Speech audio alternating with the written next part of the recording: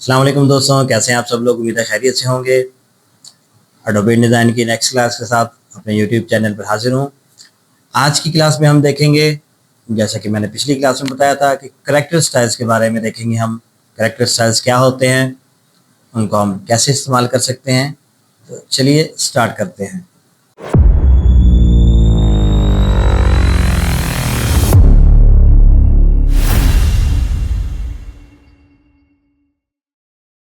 और so basically character styles, थोड़ा सा मैंने तारुफ पिछली क्लास में करवा दिया था आप लोगों को।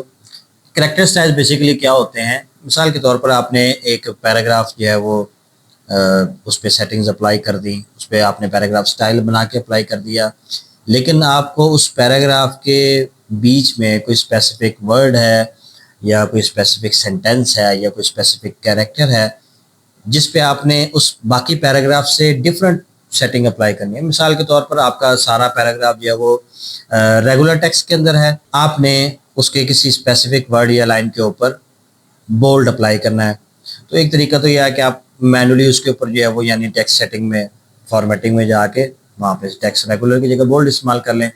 लेकिन उसमें प्रॉब्लम ये है कि जब आप वो बोल्ड अप्लाई करेंगे और उसके बाद आप उस पैराग्राफ स्टाइल को रीडिफाइन करेंगे या उसके ओवरराइड्स को क्लियर करेंगे, तो वो जो आपने बोल्ड उसके ऊपर अप्लाई किया हुआ होगा वो उस पे से ख़त्म हो जाएगा। आपको फिर दोबारा से जाके मैनुअली उसको अप्लाई करना पड़ेगा।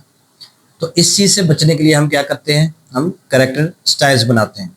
सिर्फ ये काम नहीं है करेक्टर स्टाइल्स का, और बहुत सारे काम हैं और बहुत मज़े मज़े के उसके इस्तेमाल हैं जो हम अपनी नेक्स्ट वीडियोस में देखेंगे। आपके ग्रैप स्टाइल्स में करेक्टर स्टाइल इस्तेमाल होता है, आपके नेस्टेड स्टाइल में करेक्टर स्टाइल होता है, आपके बुलेट्स एंड नंबरिंग में करेक्टर स्टाइल अप्लाई होता है, आपकी जो है वो ड्रॉप कैप्स वाला जो ऑप्शन है उसमें आपके करेक्टर स्टाइल इस्तेमाल होते हैं, और बेतहाशा हमारे पास इसके इस्तेमाल हैं। लेकिन अभी के लिए हम थोड़ा सा हाथ हौला रखते हुए सिर्फ पैराग्राफ में देखेंगे कि करेक्टर स्टाइल्स को आपने कैसे इस्तेमाल करना है। इस्तेमाल करने से पहले बनाना कैसे है वो देखेंगे। तो चलिए कंप्यूटर स्क्रीन की तरफ। अच्छा, अब ये मेरे पास जो है वो वही मैंने पैराग्राफ स्टाइल अपना ओपन किया हुआ है। हम जिस डॉक्यूमेंट पे काम कर रहे हैं सिंपली वही डॉक्यूमेंट मैंने ओपन किया हुआ है। अब इसमें मैं ये चाहता हूँ कि फॉर एग्जांपल मेरे ये जो इन्वर्टेड कॉमर्स के अंदर जो चीज़ है ये इसको मैं चाहता हूँ इटैलिक्स के अंदर। और जैसे ये शुरू में ये बोल्ड है, अगर आप गौर करें तो इस पैराग्राफ स्टाइल को जब मैं इतने हिस्से को सिलेक्ट करता हूँ तो आपको यहाँ पर कहीं पे भी ओवरराइड नज़र नहीं आ रहा। लेकिन जैसे ही मैं स्टोरी को क्लिक करता हूँ तो आपको यहाँ पर ओवरराइड नज़र आ रहे हैं, यानी प्लस का बटन नज़र आ रहा है। इसका मतलब क्या है कि अगर मैं इस पैराग्राफ स्टाइल को सिलेक्ट करके इसके ऊपर से ओवरराइड्स को क्लियर कर दूँ, ओवरराइड को क्लियर करने के लिए आप इसके ऊपर अगर ऑल्ट का बटन प्रेस करके क्लिक करेंगे तो आपके ओवरराइड्स क्लियर हो जाएंगे। तो अगर मैं क्लियर कर देता हूँ ओवरराइड्स तो आप ये देखें कि इसकी जो बोर्ड हमने किया हुआ था वो ख़त्म हो चुका है। तो हम तो ये नहीं चाहते, हम तो ये चाहते हैं कि इसकी जो बोल्डनेस है वो बरकरार रहे। इस तरह अगर हमने यहाँ पे कहीं पे इटैलिक्स अप्लाई करना है तो वो भी बरकरार रहे। तो उसके लिए हम बजाय इसके कि हम इसकी प्रॉपर्टीज़ में जाके यहाँ से हम सिंपली इसको इटैलिक करें और यहाँ से हम इसको बोल्ड करें, तो इससे कोई फ़ायदा नहीं होगा, यानी हमारी सेटिंग्स जो है वो ओवरराइड क्लियर करने से ख़त्म हो जाएंगी। तो उसके लिए हम पैराग्राफ स्टाइल के साथ साथ कैरेक्टर स्टाइल को जो है वो डिफ़ाइन करेंगे। कैरेक्टर स्टाइल कैसे डिफ़ाइन करना है, सेम पैराग्राफ स्टाइल की तरह ही है। तो सिंपली मैं क्या कर रहा हूँ, इसको फॉर एग्जांपल जैसे मैंने इसको यहाँ पे बोल्ड किया और इसको मैं इटैलिक्स कर रहा हूँ, ठीक है जी। बल्कि मैं इसको जो है वो मीडियम इटैलिक थोड़ा सा मतलब डिफ्रेंशिएट करने के लिए। तो अब ये मुझे दोनों जो है वो styles as a character style चाहिए। तो मैंने जितने हिस्से पे अप्लाई किया था उतने ही को सिलेक्ट कर लिया। लाजमी नहीं है आप उतने ही हिस्से को सिलेक्ट करें, थोड़े से को भी कर सकते हैं, लेकिन मैं ये इसलिए किया कि जब मैं करेक्टर स्टाइल बनाऊंगा तो वो ऑटोमेटिकली इस पर अप्लाई भी हो जाएगा। तो सिंपली आपने पैराग्राफ स्टाइल्स के साथ ही करेक्टर स्टाइल का पैनल अगर यहाँ पे नहीं शो हो रहा तो आप विंडो के मेन्यू में जाएं, स्टाइल्स में जाएं, यहाँ पे आपको करेक्टर स्टाइल्स का ऑप्शन मिल जाएगा। अगेन यहाँ पे कोई करेक्टर स्टाइल्स पहले से बने हुए नहीं है तो आप सिंपली जो है वो न्यू करेक्टर स्टाइल बनाएंगे। सेम तरीका है जैसे पैराग्राफ स्टाइल का था, या तो आप प्लस के बटन पे क्लिक करें करेक्टर स्टाइल बन जाएगा, या आप इस ऑप्शन मेन्यू पे जाके क्लिक करें तो करेक्टर स्टाइल की विंडो जो है वो ओपन हो जाएगी। मैं नॉर्मली यही वाला ऑप्शन इस्तेमाल कर रहा होता हूँ क्योंकि मैं इसमें डायरेक्टली अब उसका नाम चेंज कर सकता हूँ और बाकी अगर मैंने कोई सेटिंग चेंज करनी है तो मैं वो भी कर सकता हूँ। तो मैं यहाँ पे जो है वो इसको रख रहा हूँ इटैलिक्स, क्योंकि ये इटैलिक्स है, और सिंपली इसको मैं कर रहा हूँ ओके।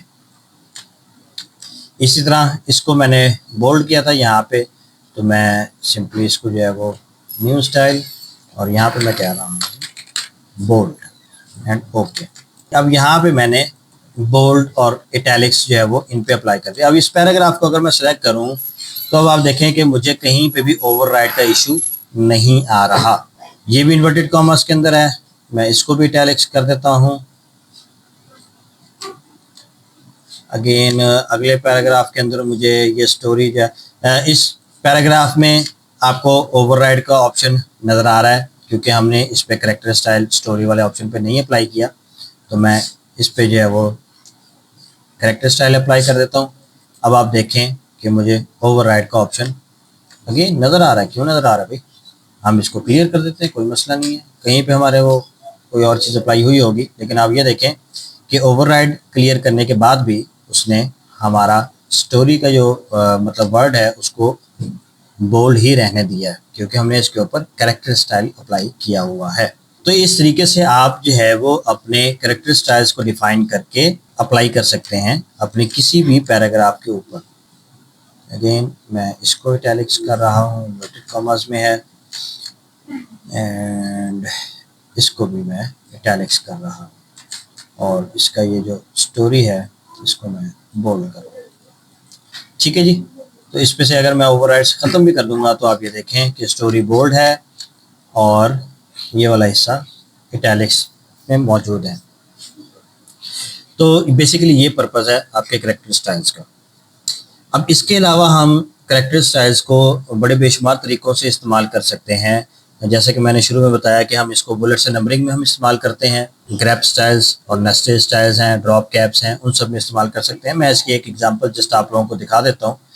ये हम नेक्स्ट क्लासेस जब हम एडवांस लेवल पे जाएंगे उस टाइम फिर मैं आप लोगों को जो है वो ये चीज़ भी जो है वो समझाऊंगा।